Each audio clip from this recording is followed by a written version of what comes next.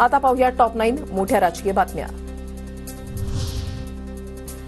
स्वतःला हिंदुत्ववादी म्हणणारं सरकार अपयशी ठरलंय। मागी गणेशोत्सवामधल्या विसर्जनावरून उडलेल्या गोंधळाबाबत आदित्य ठाकरेंची राज्य सरकारवर टीका। माध्यम काढायला पाहिजे, मध्य मार्ग काढायला पाहिजे, कोर्टासमोर मांडा की हे एक विसर्जन होऊन जाऊ द्या, आम्ही सगळ्यांना घेऊन बसतो।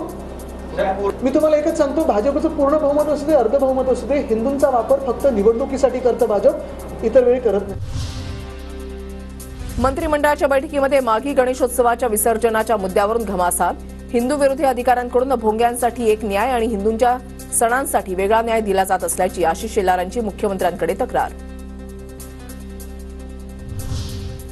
जितेंद्र आव्हाड यांना फक्त रॉकेल टाकायचंच माहिती आहे का? फुले शाहू आंबेडकरांच्या विचारांचा ठेका फक्त आव्हाडांनीच घेतलाय का? आम्हीही त्यांच्या विचारांचे पाईक आहोत। प्रत्येक मोर्चामध्ये सूर्यवंशी कुटुंबासाठी आवाज उठवलाय। आमदार सुरेश धस यांचा आव्हाडांवर हल्लाबोल।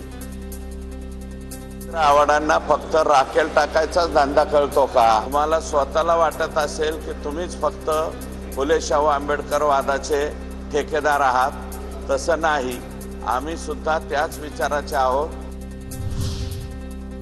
पालक सचिवांच्या कामगिरीमुळे मुख्यमंत्र्यांची मंत्रिमंडळ बैठकीमध्ये नाराजी। प्रत्येक जिल्ह्यामध्ये पालकमंत्र्यांसोबत पालक सचिवांची नेमणूक, मात्र पालक सचिव आपापल्या जिल्ह्यामध्ये गेले नसल्यानं मुख्यमंत्री नाराज।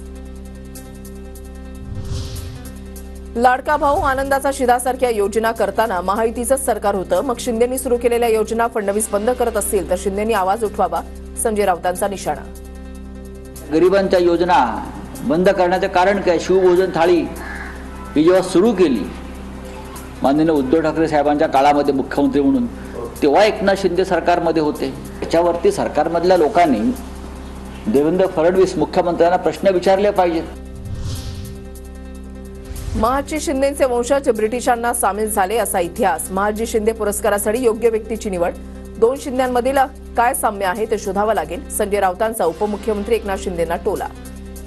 शिंदेना महादजी शिंदे यांच्या नावानं पुरस्कार देतात। शिंदे शिंदे म्हणून काय मिळतंय का? शिंद्यांचं शिंद्यांना। महाजी शिंद्यांचा इतिहास असा सांगतात की त्यांचे वंशज नंतर ब्रिटिशांना सामील झाले। कुंभचं पावित्र्य भारतीय जनता पक्षानं नष्ट केलं। राष्ट्रपतींच्या शाही स्नानासाठी लोकांना 12 वेठीस धरलं। देशामधील व्हीआयपी कल्चरचा सामान्यांना फटका, राऊतांचा निशाणा। पावित्र्य भारतीय जनता पक्षानं नष्ट केलं। काल देशाच्या राष्ट्रपती कुंभसाठी गेल्या, 12 तास लोकांना वेठीस धरलं। 12 तास ही व्हीआयपी कल्चर जे कुंभमध्ये आलं या वेळेला, त्याचा किती फटका भाविकांना बसतोय। श्रीमंतांची मुलं चार्टर प्लेननं पळून जातात आणि गरिबाची परिस्थितीनं पिसलेली मुलं रेल्वेनं कुठेतरी निघून जातात। तानाजी सावंतांचा मुलगा ऋषिराज सावंतच्या प्रकरणावरून संजय राऊतांचा टोला। त्यांची जी मुलं आहेत ती स्वतःच्या